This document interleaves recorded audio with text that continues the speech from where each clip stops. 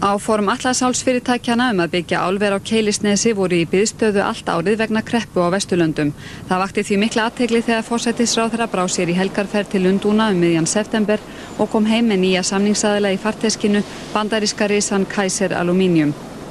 Býst við ef við myndum ná að ganga frá samningum, þannig að saman gengi á einu ári, þá mætti með sæmilegri bjartsýni gera fyrir því að þeir myndu vilja hefja framkvæmdir þá. Kaisermenn sem eru með ýmis járn í eldinum komu hingað til könnunarviðræðna skömmu síðar. We are looking in South America and we are looking in a couple of locations in Africa and we are interested in Iceland.